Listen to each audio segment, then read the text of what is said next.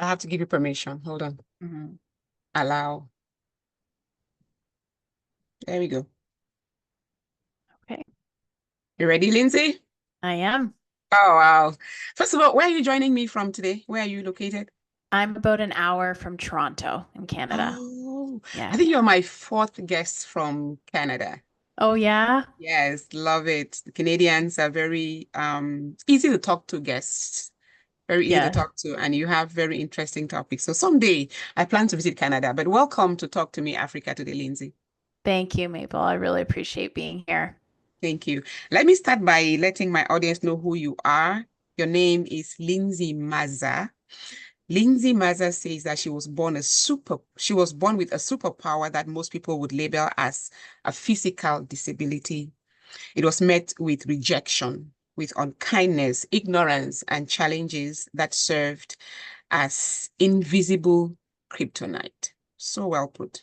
Living with Holt-Oram syndrome came with prescribed societal expectations, false narratives, and inherent limitations. But Lindsay says that she had an overwhelming sense that there was something way more to who she is. Now, Lindsay is a personal coach and a motivational speaker.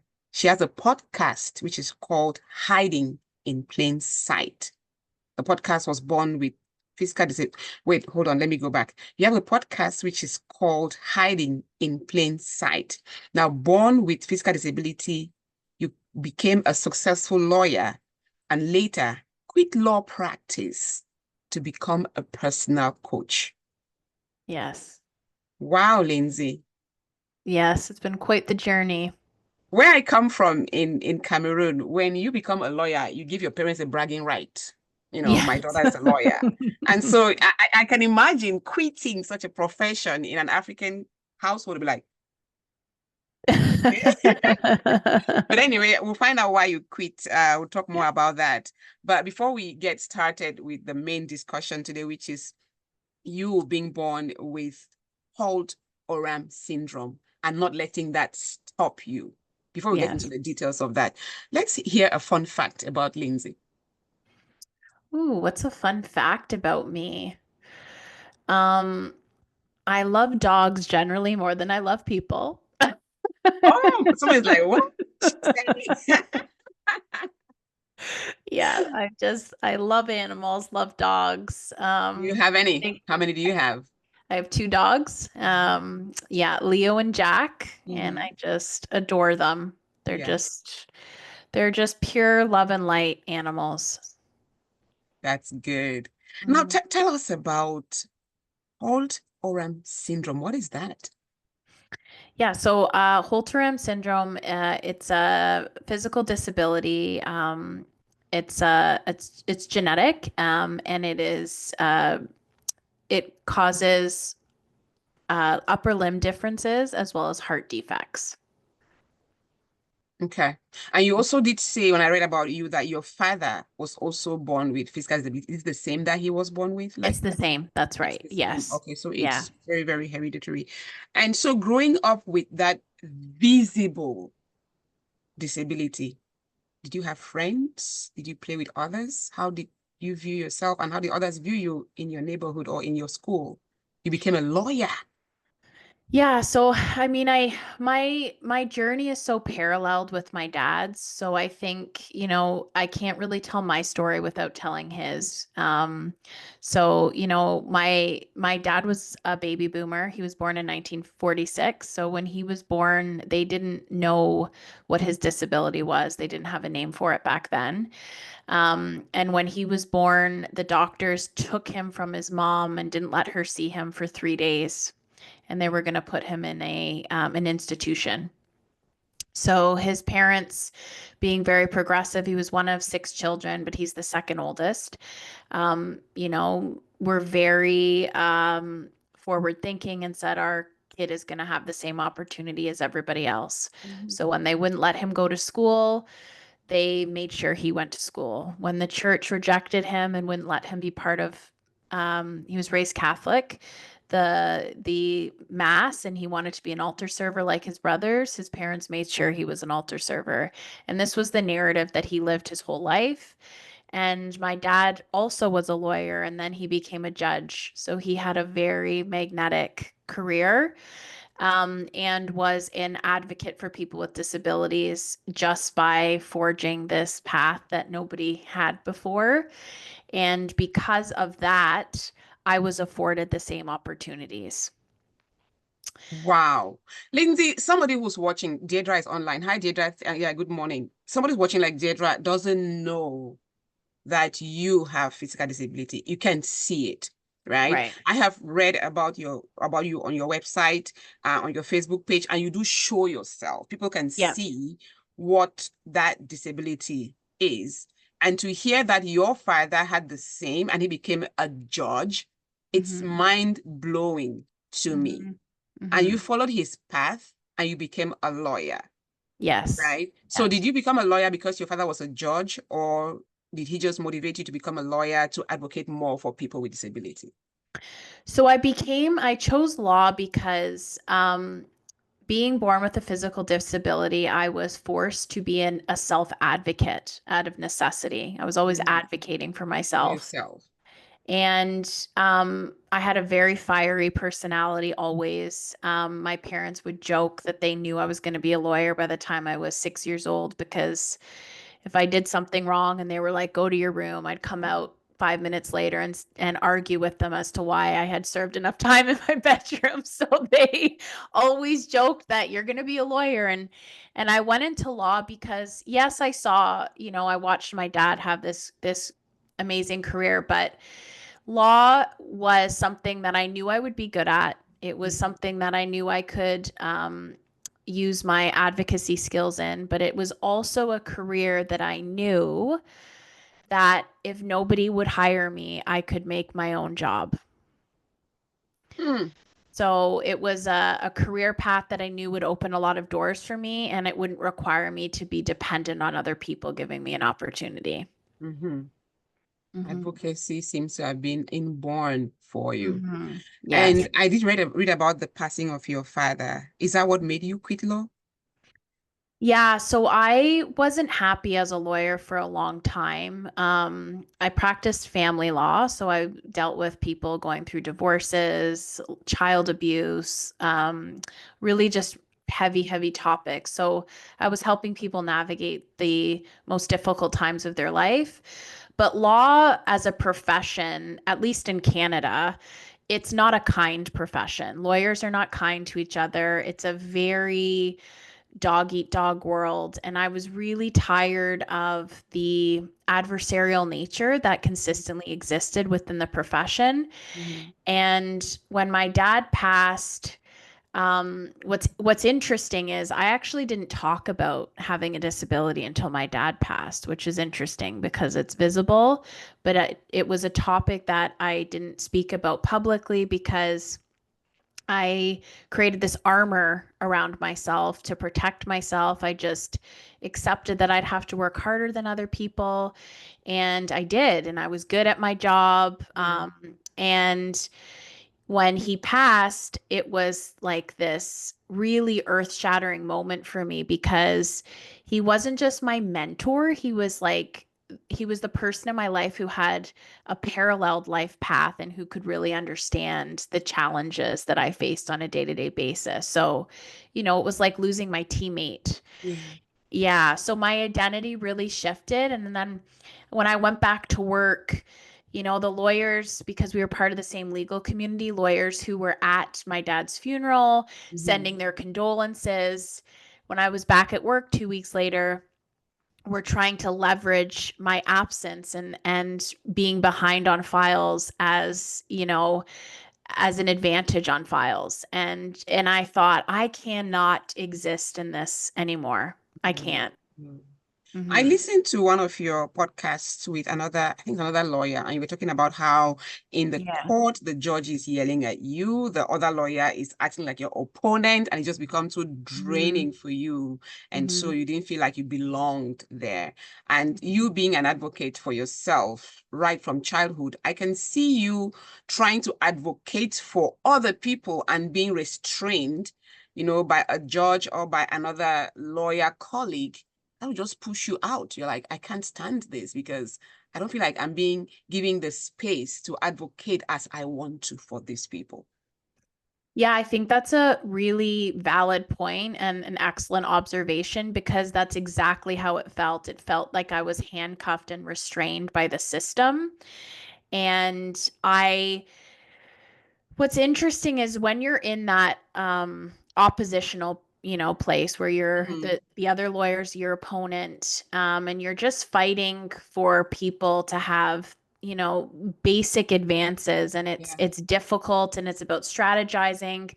And that's not how I live my life. I don't Hmm. I don't see people as competition. I truly think that we are all here to help lift each other up, and existing in such a restrained space where everybody views you as competition, Yeah. it wasn't my jam. I just couldn't do it anymore. You just couldn't. Yeah. You just Yeah. couldn't. Deirdre says online that RIP to your dad. Thank you, Deirdre. And she also says that you could also help others with disabilities, right? And that's right. Yeah. I mean, through advocacy, that's what she's doing. Something you said in one of your write-up, you said, trust me when I tell you I have lived a life of being told no, you can't, and created a life of yes, I can. What are some of the things that you were being told no to?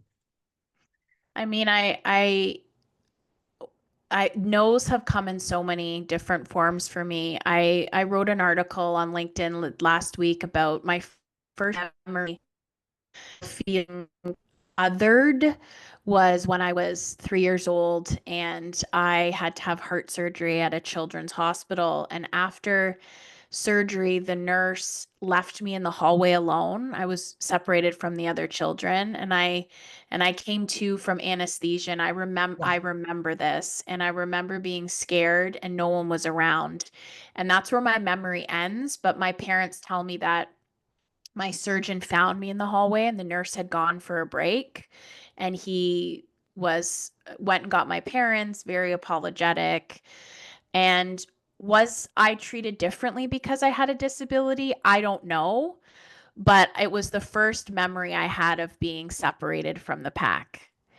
And that is the example that I can share of that sort of was always the case, like when I needed accommodations in school to write exams because I needed extra time. I some often was told no, I'd have to go through an appeal process, like just really basic thing. Everything was a fight. So I decided along the way from a very young age that nobody's going to tell me no, so I'm going to figure this out. This sounds like it happened in the dark ages. I mean, come on. I know. When you talk about your dad being pushed aside not to serve in church because of his own physical disability, I Mhm. I, I kind of cringe. I'm like, church, okay. I don't Yeah, want to talk about church because God, I know. please forgive me. People who lead in church, all right, you would Mhm. think they know better or should do better, accept everyone, no matter what they look like, no matter who they are. And Mhm. then you go to a hospital, which is also a healing church. People have to, I know. we go there because we're sick. You have to comfort me. You have to take me. We all take the oath when we're nurses and doctors, to help people. And then you're being left on the side because you look different from other people. Mhm. What age are we in? And to think that some of these things will still happen today Mhm. because there are people who have disabilities that you cannot see. Yours is very visible, Mhm. yet Mhm. you're treated that way. I Yeah. I Yeah. don't know what to say, Lindsay. I don't know what to say. Now, when you were a lawyer, did Mhm. you get the same treatment from your legal peers? Were they empathetic or sympathetic, or were they just like, she can't do it? No, I think that Well, one, the legal profession's not inclusive from an Mm, accessibility perspective. So the courthouse, for example, that I was a lawyer at for 11 years was not fully accessible, and I was on the committee to try and get that changed, and nothing ever happened, which is crazy because, in terms of being advanced in accessibility and diversity and inclusivity rights, Canada is noted as one of the more advanced countries, yet mhm. we have a long way to go. So was I treated differently? No. Like I said, because I projected this energy of Yeah. I'm unstoppable, that's how my Mhm, peers responded to me. mhm, However, I do think it's human nature to view someone who is your opponent. And because I have a physical difference, whether it's conscious or not, it's a perceived weakness, right? yeah, So they're yeah, entering the yeah. ring with what they think is an advantage. And then Mhm, when I'm running circles around them, it's like, whoa. mhm, So mhm. it was a real fascinating duality for Yeah. sure. Yeah.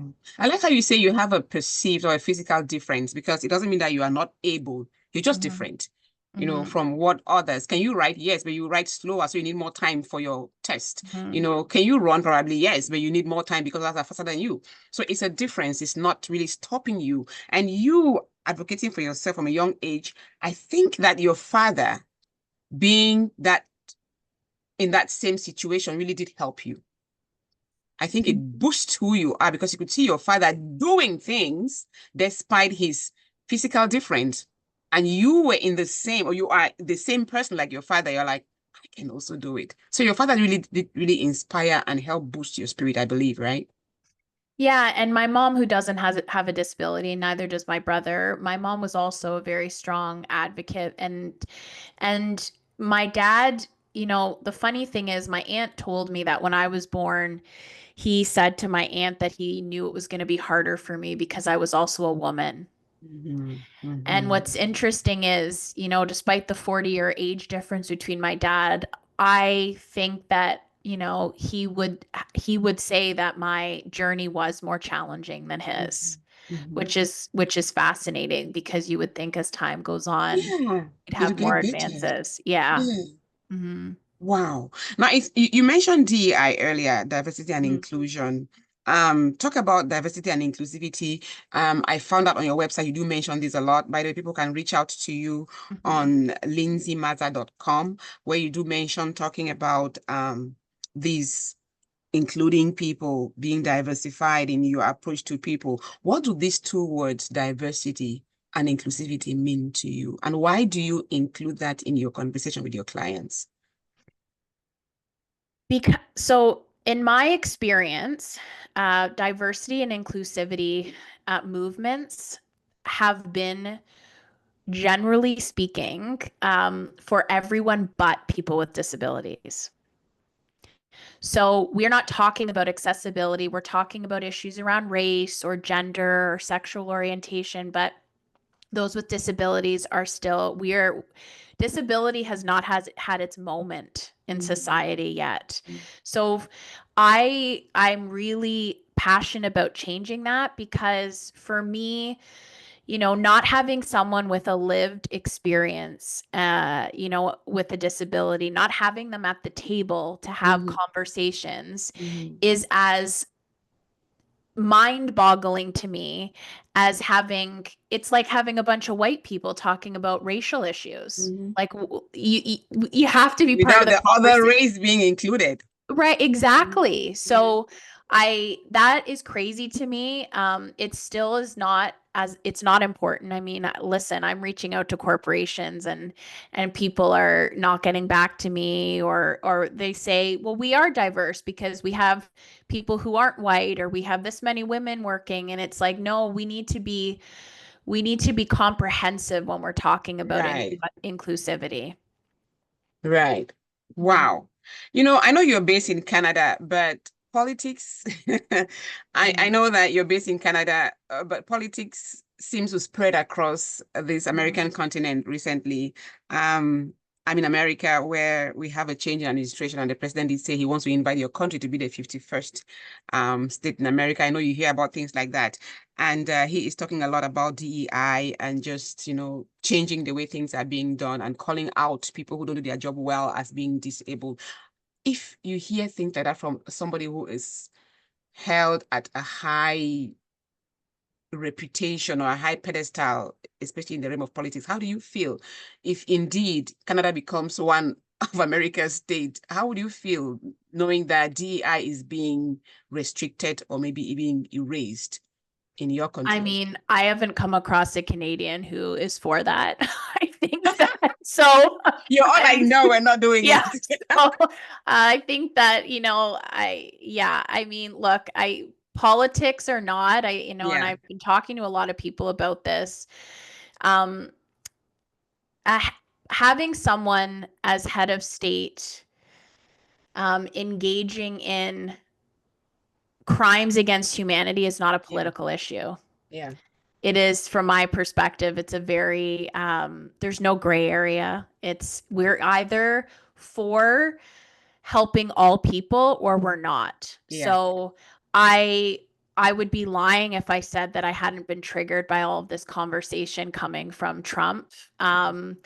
But what I will say is, I always like to see the opposing side of the pendulum on these issues. Mhm. And I have heard more people talk about DEI in the last 2 weeks than I've ever heard because of what he's doing. So, you know, and like I wrote in my article this week, DEI initiatives or legislation or laws are not the things that stop discrimination, because with those in place, discrimination is happening. Discrimination is not overt. It is, I mean, sure, there are examples of it being overt, but it's Mhm. mostly insidious and it's systemic. And Mhm. whether those pieces of law are in place or not, people who are discriminatory are still being discriminatory.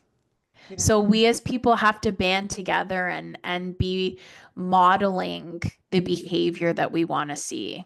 I agree. It's just like say that the law says so, but people still don't follow the law. So Right. being that you have DI on paper doesn't mean that when Lindsay shows up at a particular institution, they're going to treat her with some kind of reverence because it says so on paper. We have to practice it. Even Exactly. if it is on paper, we have Exactly. to practice it. Yes. Yeah. Yeah. I follow you on Facebook. I follow you on YouTube. And you talk about worth quite a bit. Hmm. Um, what is worth to you, and how can somebody evaluate their worth, their self-worth? I think that we all walk around viewing ourselves from the lens that other people view, that we think other people view us through. Mhm. And it's not until we are able to quiet the noise and sit with ourselves to stop living separately from ourselves and truly appreciate all the parts of us, the parts we're less proud of, those that we are, Mhm. and become whole again, that we really understand our worth. And I think that everybody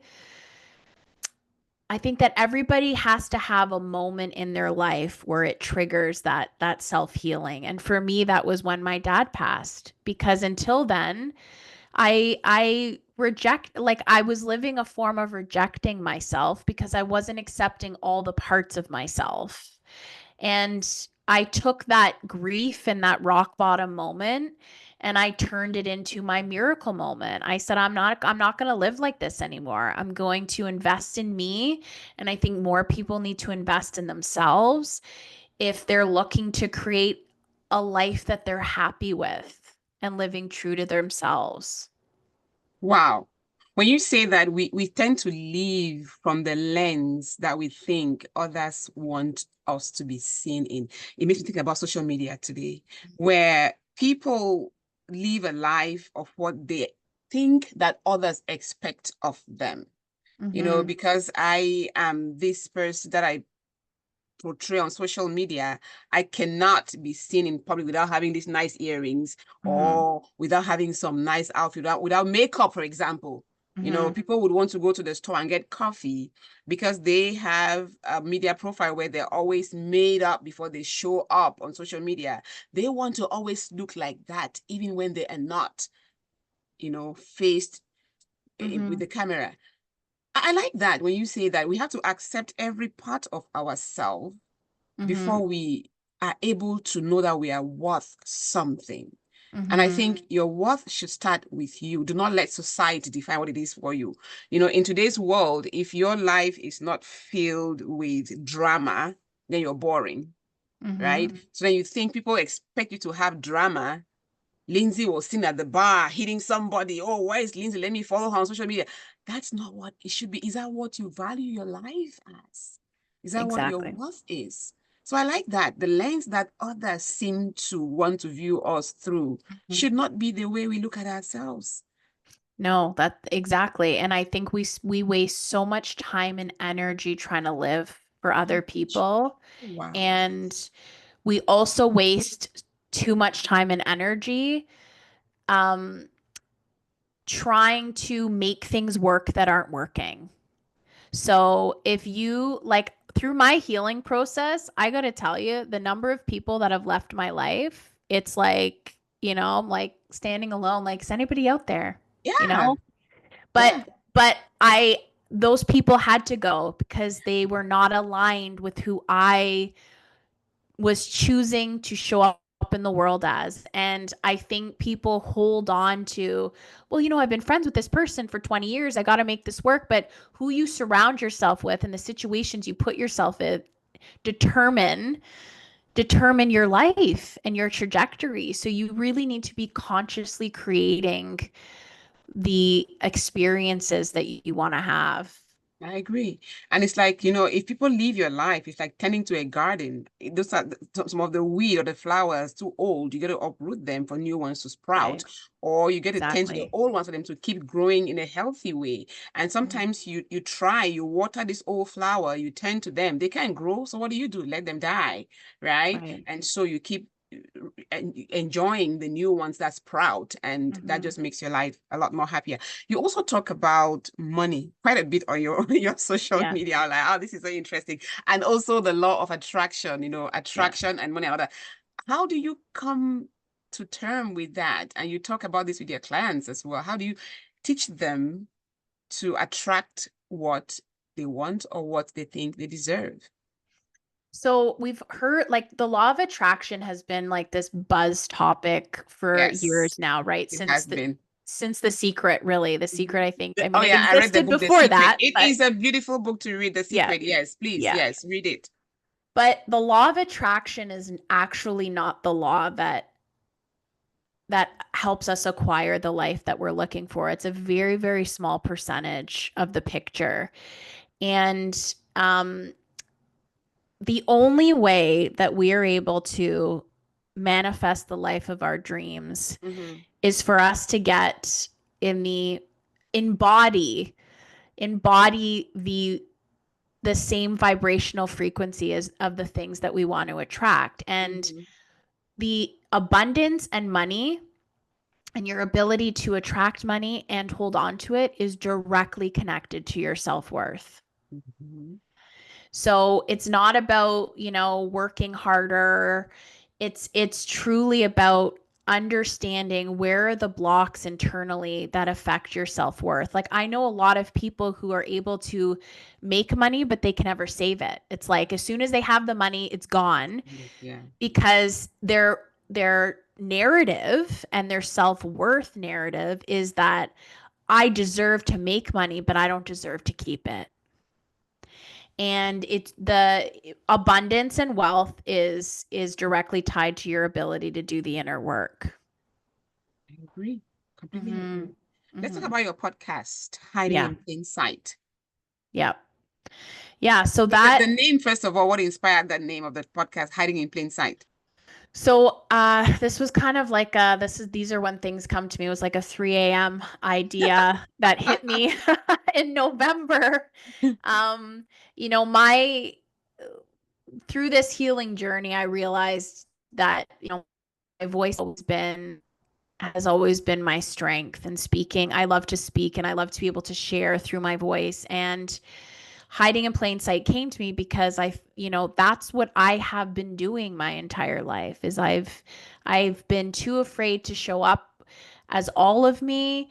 And also I'm not seen by everyone in society the way that I should be because accessibility and the desire to be an ally and provide accommodations has not been prioritized always.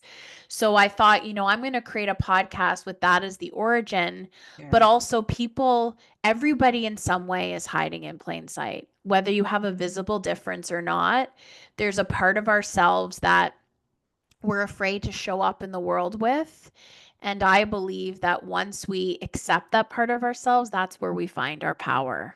Mm-hmm. And so when you have clients whom you talk to and you feel like they're hiding in plain sight, how do you tell them to show up for themselves and to show up with confidence? So I think, sometimes that stuff is really deeply buried for people. Yes. Yeah, they don't actually know the stuff that they're hiding, right? So it's really about doing you got to go backwards before you can go forward. Forward. So Yeah. it's what are the inner child narratives that you've been carrying your whole Mm-hmm. life? Mm-hmm. And it's about figuring out the origin of those stories we're telling ourselves and then learning to parent that version of ourselves and Mm-hmm. show up. Um, and then that eventually, once you're in that healing space, allows you to start showing up and embracing that part. Mm-hmm. So you are a It's motivational not speaker. easy. It's not easy, I can imagine. Yeah. You're a motivational speaker No. and coming from law onto being a motivational speaker and a personal coach, did you have to go through any other trainings or you just have to tap from your legal experience and be able to help people like you do today?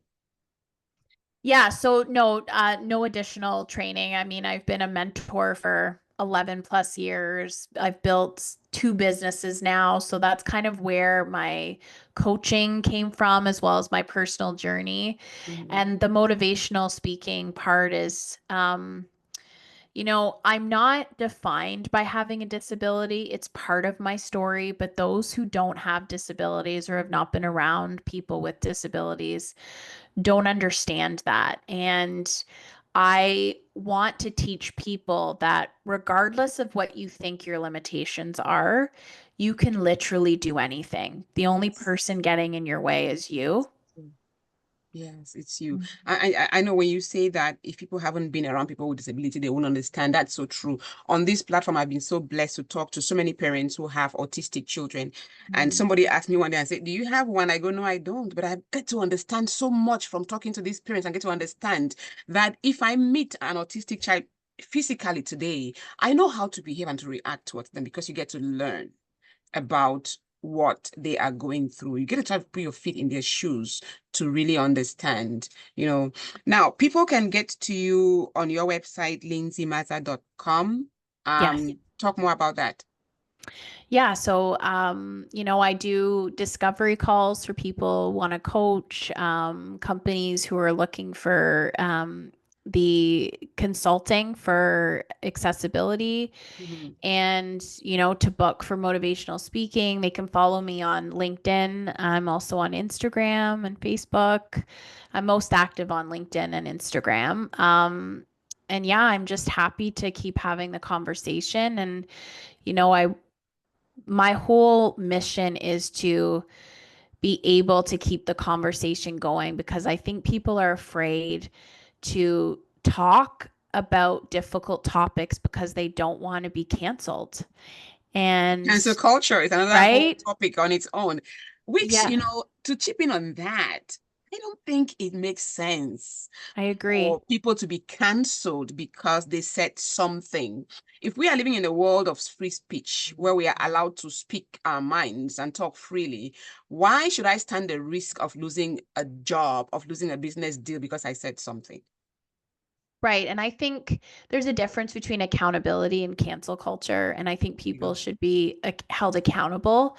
Yeah. And there's also a difference, and you can feel this as a person, the intent behind what people do. Somebody who's overtly discriminating and very, obviously just trying to be a horrible human. That's very different than somebody who's being curious with kindness because they want to be able to help and be an ally. And with cancel culture, we've just shut the ability to have further conversations, Exactly. which doesn't help anybody advance anything. Mm-mm. It doesn't. Mhm. Lindsay, I mean, I follow you on social media, and I think that you're one of those people who I look forward to reading a book from them. I really I'm do. writing a book. You I'm are? writing a book. Yeah, it's going to be released this year. Yes. Yes. Yes. Yes. Yeah. I'm like, why doesn't she have a book? Your Yeah. story is so motivating. It is so inspiring. And Mhm. especially when I read about your dad, I'm like, these two would make such a beautiful story on Mhm. paper. So thanks for putting that together. Hopefully Yes. someday we can, get you back here and talk about the book in detail. I Yeah, I look would forward to love that, that. And Lindsay. yeah, I would Look love it. forward to It's that. Yeah. mm, All right. Well, before I let you go, I did ask you to bring a wise word mhm. to share with our audience today. Do you have one? Yeah, well, I have two short ones. Good. These are two that I've always lived by. The first is "No one can make you feel inferior without your consent" by Eleanor Mm. Roosevelt. And the other one is "When someone shows you who they are, believe them the first time" by Maya Yes. Angelou. And I think, Yes. yes, That yeah, one by Maya Angelou, I I know. live by that Same. because I think they also say you can never have a second chance to make a first impression. It's It's true. similar to that, yes. Because if you show me who you are today and you come back tomorrow and say, "Oh, that was the joke." No, no, no, no. I already saw you. That was the first impression. Yeah. So you could Yeah. try to sugarcoat it next time, but that first time I can never forget. It doesn't go away. It Right. And doesn't. that's you knowing your self-worth though, right? Yeah. Because you don't have to give people multiple chances. No. No. Oh, Lindsay, it's been a Yeah. pleasure talking with you. Thank Thank you you. so You as much. well. I'll keep in touch and I hope you come back and talk about your book. Yes, I'd love to. Yeah. Thank you, Kathy. Thank you, Deirdre. Thank you for all your comments. Thanks for watching. Bye, Lindsay. Bye.